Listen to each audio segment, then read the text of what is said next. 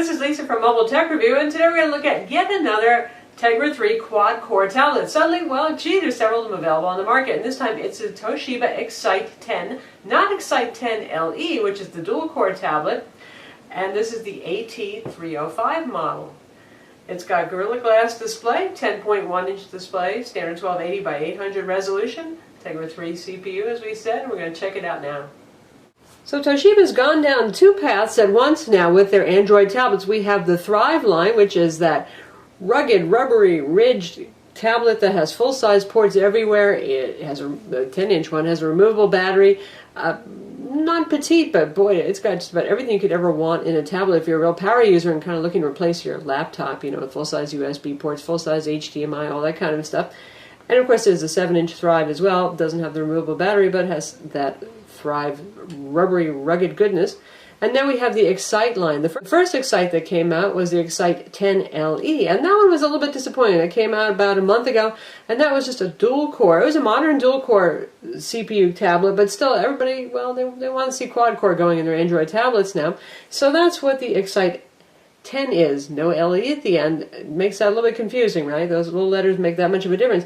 But this guy has a Tegra 3 quad-core CPU, or quad-core plus a 5th low-power companion core, and GeForce graphics with those 12 cores of graphical goodness. So this is what competes with the Acer Iconia Tab A510, the Asus ePad Transformer Prime, and Transformer Pad TF300 in the quad-core 10-inch Android tablet space. And the Excite, as I said, is a lot slimmer and lighter. Looks like they were probably going after Apple a little bit for the iPad too, and that tablet was so thin and light, everybody was scrambling to try to come up with something equally as thin and light. Of course, Asus did that with their Transformer line, but this guy is about equally as thin and equally as light. It weighs 1 1/3 pounds, wow, pretty light, and it's about 1/3 of an inch thick, that's all. So rather than having the curved sides of the iPad 2 or of the Transformer Prime and TF300, you can see this has fairly straight sides. I'm okay with that. They're not abrupt, sharp edges. Makes it much easier to hold. It's not going to slip out of your hand, that kind of thing. So on the bottom edge here, this is a big old dock connector here for any potential accessories Toshiba comes up with. And these are your stereo speakers. And this uses SRS audio for software sound enhancement versus, say, Dolby on the Acer Iconia Tab A510. And a little bit hard to see on camera, but we have some photos in our full reviews. This is beveled glass here. There's a really neat kind of curve to it. It reminds me a little bit of the HTC One series, where they have a little bit of shapeliness going to the glass. Makes it look a little more high quality and a little bit more interesting. And this is Gorilla Glass, by the way. Paying a little bit more for this tablet, and that's one of the things you get for it. And on this side you can see we have a full-size SD card slot. We have a card in there. We've got a micro USB port. And that means you can use your micro USB to USB adapter if you have one. It doesn't come with one, but this has full USB capabilities. And you can use USB peripherals while charging it because the charger plugs into that big dock connector at the bottom. Micro HDMI port is your headphone mic jack, microphone combo jack.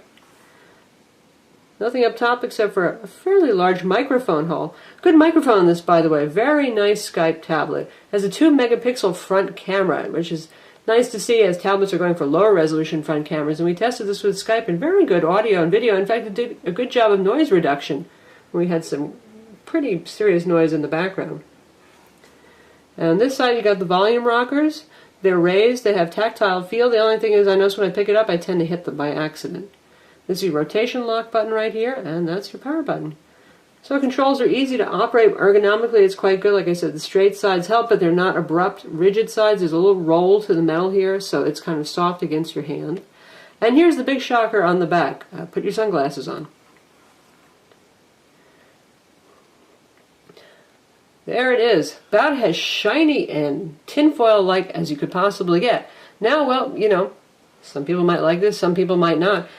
Now the frame is obviously metal, it feels like metal, but Toshiba says that this back panel is actually aluminum too. To me, gosh, it's really hard to tell. It feels like plastic, but if Toshiba says on their website that this is metal, we'll believe them.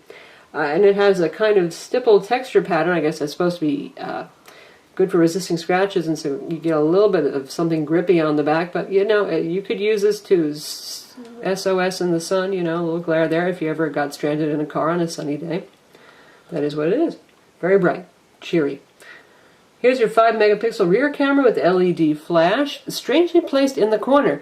Now we've seen a lot of front video chat cameras that have off-center placements, pretty weird. Thankfully this one is in the center, so nobody's going to be looking at your left or right ear if you're Skyping with them or something like that. But there's your camera in the corner, and well, it's actually not too bad. I've used it to shoot photos and video, and it's not that awkward, the fact that it's placed there. This can shoot 720p video, by the way. And speaking of the camera, this is the interface, pretty much your standard Android interface. But it has a few neat tricks. This will turn green if it's able to focus. You can use touch to focus. My finger's a little bit close right now, so it's having some trouble focusing on them. And when you're recording video, you can actually shoot photos at the same time, and that works. We gave it a try. 720p video only, but the quality isn't too bad. And we'll show you some of the things that we have taken. There's a video that we shot.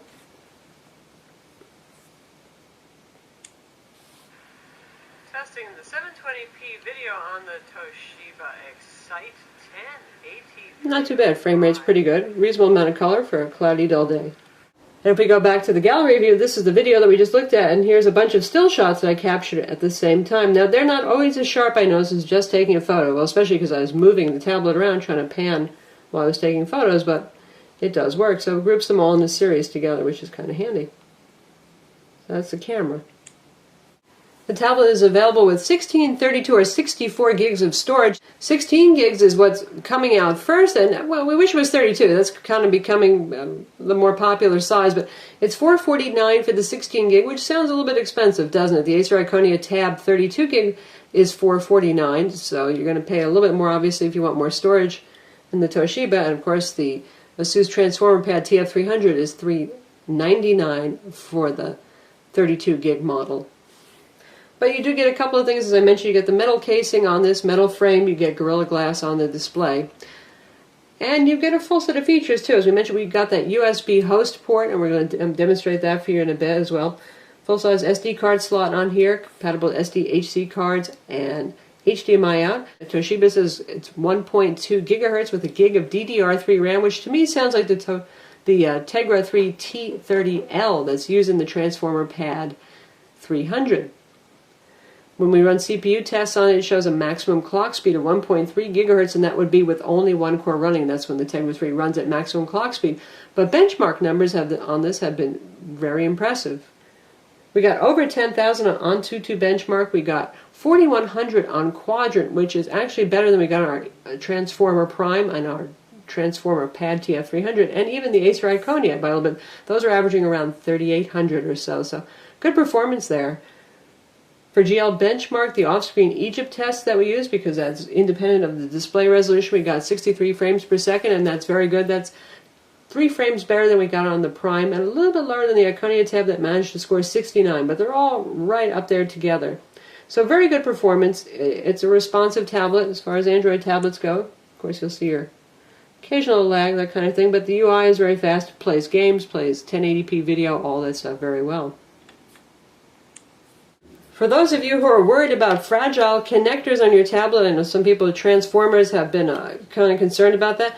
Well, take a look at this cable. This is what you plug into the dock. This is typical for the Thrive as well. They have this Mondo block connector here that looks like something from a 90s PC, so very thick cord here. I don't think it's going to break anytime soon, folks. Happily, at the other end, the wall wart has gotten quite a bit smaller here, and it's detachable, so you can use this as a data transfer cable, this USB cable as well. And this is 5 volt 2 amps, so it's pretty much similar to the iPad charge. You could probably interchange them and charge both tablets if you happen to have a mixed marriage in the house. As I mentioned, this has USB host. Now, Acer was the first one to actually throw that nice little USB host cable in the box. It's a micro USB cable to full-size female USB with host capabilities, but nonetheless, you can dig one up yourself. You can actually plug that into the micro USB port and start using peripherals like keyboards, mice, game controllers, flash drives, and powered hard drives and unpowered hard drives. And in fact, we were really surprised. We took our little, this is a USB host cable adapter. This plugs into the micro USB port, and we plugged in our MacBook Air Ethernet adapter right here for USB Ethernet, and guess what, it works. So that means Toshiba's provided a driver, just like Asus has, but not Acer. So we plug this in, and in the settings over here, where you usually see your wireless status, it said no connection, but that's because it instantly switched over to Ethernet. In fact, we did have a connection. We were able to use the internet easily. In fact, we could turn off Wi-Fi and use this adapter. So for those of you who are into wired Ethernet, yeah, it works. The display resolution is 1280 by 800. That's your standard Android 10-inch resolution. Nothing groundbreaking here like 1080p. And Toshiba calls it their Auto Bright LED backlit display. Well, duh, they all have auto brightness settings, don't they? But I guess they just have to come up with some kind of marketing name for it. That said, it's a very nice display. Not IPS, or they'd be saying IPS and bragging about it, but very wide viewing angles, nice color saturation. Really, I'm not missing the IPS too much. One thing I did notice is there was ample light bleed. When we had a black background in a dark room, you could see light bleed pretty much around all the edges on this. There's a problem typically for ASUS tablets and for some iPads, but we did see it here. But beyond that, great colors, easy on the eyes, pleasant for ebook reading, good contrast, wide viewing angles, and good brightness. Took this outdoors to take some photographs, and I actually could still see the screen. Now, because Toshiba is a PC manufacturer, they just love to bundle that software on there and to set things up to kind of give you a clue about what to do. So you can see there's a lot of icons that come on here. Now we've got a couple that we've added for our own here, GPS tests and speed tests and benchmarking applications. All the rest is Toshiba, and they've actually made use of folders, which is a refreshing thing on Ice Cream Sandwich, because yes, this runs Android OS 4.03 Ice Cream Sandwich, latest and greatest operating system. So we've got our folder that they pre-created with a bunch of the Google applications on here. You've got all the full Google apps, the Play Store, Google Books, Google Talk, YouTube Player, all that kind of thing. And we've got Toshiba, which is their file manager. So if you're going to use mass storage devices, which include SD cards, hard drives, flash drives, that kind of thing, you have to use the Toshiba file manager to move things around. And it's a passable file manager. It's like ASUS. They haven't written a driver that works system-wide, so third-party file managers can see all those removable storage. You're going to have to use this one right here, which they've done what Acer did, which is to provide that ubiquitous driver so you can use whatever file manager you want. But like I said, this one's just fine. Also, we've got Toshiba Books Place here, which has grown up a lot. This is Blio. We saw Blio several years ago. They're actually bundling it on some notebooks, like the Toshiba Libretto Anniversary Edition, and it was kind of a sad ebook reader. It's really grown up. We're going to show you that. And we've got our own media player here, which particularly adds WMV video support. And then we've got a separate folder just for books and news, which again is your Books Place, their news place for news reading. Google Playbooks is in here, and Zinio is on here, and I always love Zinio on 10-inch tablets. Great experience for looking at magazines just like on the printed page, only, well, obviously not printed. So let's take a look at Books Place so you can see what a book looks like. So you can browse what books you have. You can shop for ebooks. We'll show you what the shopping interface looks like. So we've got a list of categories over here. Books over here. They actually have a pretty wide selection, and the prices are, you know, typical of ebooks these days, they're virtually price fixed, so you're going to see about the same price everywhere. And if I want to go back to my library, just hit that over here, and we're going to take a look at... So here we've got a children's book that we got for free, Peter Rabbit. Good page turns, and it has a couple of neat tricks too. Like if you press and hold, some books you can do Wikipedia search, Google search, dictionary search. You can bookmark it, of course, and you can have it actually read to you or your child. Now, said old Mrs. Rabbit one morning, you may go into the fields or down the lane. Now, obviously, that's a natural voice. This is not your robotic Google lady reading to you. That's because they've actually recorded the audio and made this something of an interactive book. So not every book's going to have this feature, but kind of cool. Now run along and don't get into mischief. You can pause the audio right there. And if you want to look at something that's just a little bit more like a regular book,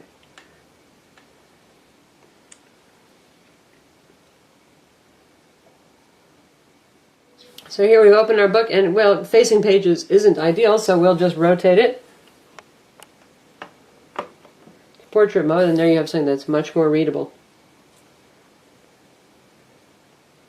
And this one is just a book sample. It does not have the read to me feature, but that's okay. You can read this one for yourself. And if you tap down here, you can get to various settings. Now, of course, you can use Amazon Kindle on this, Barnes & Noble Nook, Sony Reader, any of the reading applications that you want to install, but this is the one that happens to come with it, which is Toshiba Books Place, otherwise known as Blio. The tablet comes preloaded with Netflix, and you've also got Crackle on board, and you have the usual gallery media player and Toshiba's video player, both of which seem to do the job equally as well. Now for sound, as I mentioned, we have SRS sound. We'll take a look at that.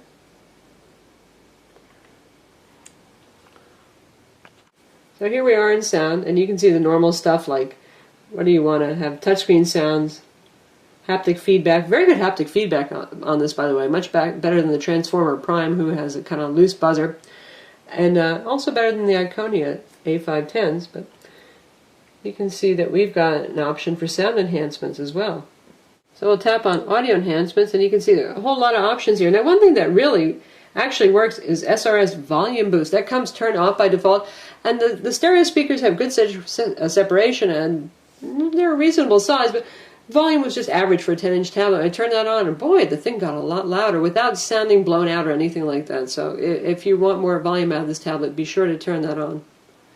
So quite a bit of effects there. And then we'll test out a video to see how it sounds. So we're in Toshiba's media player right now instead of using Gallery, and this is kind of an all-in-one place. They've really improved on this. This is music tracks here that we've got installed, and you can swipe over to another pane and you can look at your photos and your videos. Nice user interface, and it also handles DLNA and media servers and all that stuff, and you can just drag media to whatever device you want to play it on, so it's pretty well done.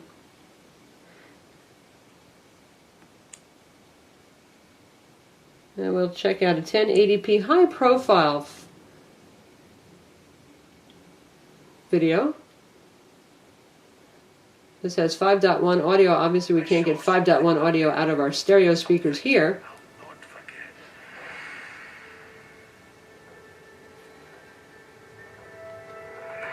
So volume's at a little over halfway now. It stands 12 feet tall, with razor-sharp claws. His hide littered with the weapons of fallen warriors. His face scarred with one dead eye. I drew my sword and... Chop! Dad's leg was clean off! Oh, that's my favorite. So there it is, 1080p. Of course, you can output that via the HDMI port. You could try DLNA too. It's pretty high bandwidth though. One thing I noticed about the HDMI port, when we had a 5.1 movie like this, we plugged it into our AV receiver, and the AV receiver noticed that it was 5.1 audio and all the little speakers lit up on the indicator, but we only got sound out of the center channel and the subwoofer, which is one of those things that used to happen with the Transformer Prime. So far we're at 50-50 with Tegra 3 tablets handling that well. The TF300 Transformer actually outputs 5.1, that sounds like 5.1, and uses up all the speakers, and so does the Acer Iconia Tab A510. But you might have better luck than we did. You can also plug this into your TV, and if it's a stereo TV, it'll just downsample down to stereo. This is a Wi-Fi only tablet. Wi-Fi reception has been fine in our tests. Right now you can see we have about 50% signal or so. We have a 25 megabit up and 25 megabit down Fios connection, and you can see that that's actually the results that we have been seeing so far. And we'll give it a test now to see how it's doing with this kind of middling level signal.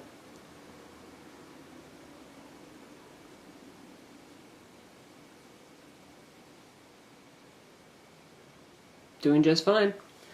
So there you go, that works. Also has a GPS built in, and the GPS does indeed work. We tested that with GPS tests, so yeah, it works. Of course, since this does not have 3G, you're going to need some kind of mobile data connection if you want to download map data on the go. You use your mobile phone's hotspot feature, a MiFi, something like that, or preload your map data. And since this is a Tegra 3 tablet, of course you can use all those neat Tegra Zone games and the THD games, and we've got Shadowgun THD installed on here. Runs just fine. We're going to give it a test right now so you can see it in action. By the way, Toshiba installs their usual set of, wow, a whole lot of card games there, so card game lovers, you'll be thrilled.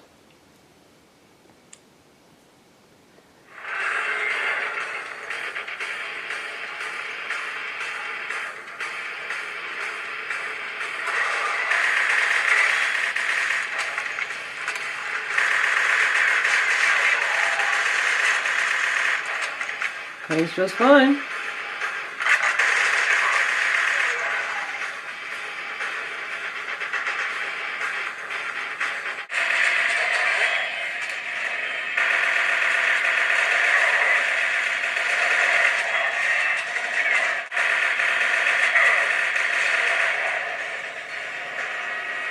By the way, when we are playing games, it does not get hot on the back like it does with the Acer Iconia, so those of you who don't like toasty tablets will be happy to know, despite the fact that this is thin and it's got metal on the back, it will not fry your fingers if you play games for half an hour.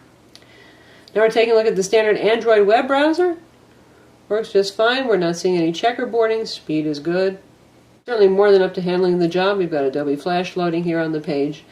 And it's your standard uncustomized browser, so all the goodness.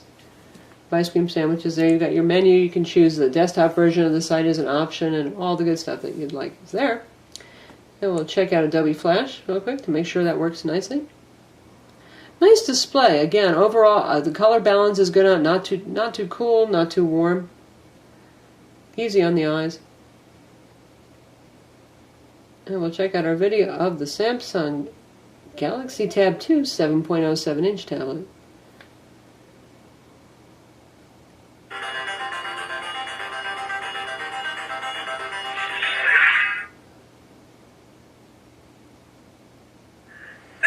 From Mobile Tech Review, and today we're going to look at the Samsung Galaxy Tab 2.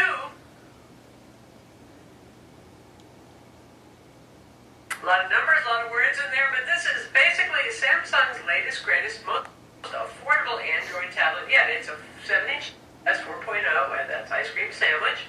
8 gigs of storage. The player controls are very responsive. That's not challenging like it can be in some lesser powerful phones, for example, or tablets.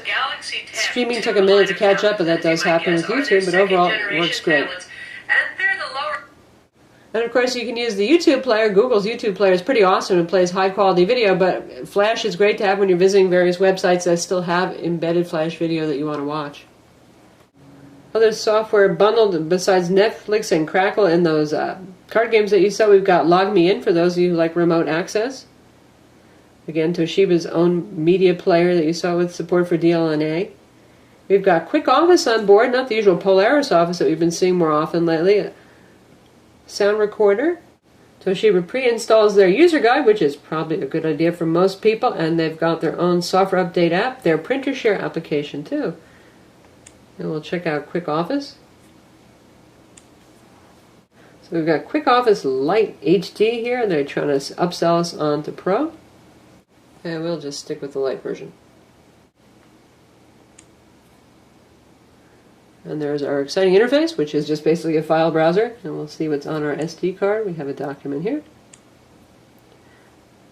It's a Word 2010 format document. Opens up just fine. Now this is just a viewer. If you want to edit, you do have to do that upgrade thing. In terms of user interface customization or custom widgets, there are none here. This is straight Android ICS, Android 4.0. We just have, this is the web browser quick launch widget, that's the standard part of the operating system here. There's no weather widgets, there's no launcher ring, none of that stuff right here, so you get pretty much just pure Android. The battery is a 25 watt per hour 2-cell battery. That's pretty typical for Android tablets. It's about the same size as the Transformer Prime and Transformer Pad TF300. Not as big as the Acer Iconia Tab A510, which has that humongous 9800 milliamp battery inside that's 36 watt per hour. But nonetheless, for a tablet this thin and light, that's an adequate battery. And Toshiba claims runtimes up to 10 hours. We know manufacturers are optimistic. We're still testing the battery on this, but I would say so far it looks like it's going to be good for about 7 hours on a charge on average. I'm Lisa from Mobile Tech Review. This is the Toshiba Excite 10 AT305 model. Don't forget to visit our website to read the full review and subscribe to our YouTube channel.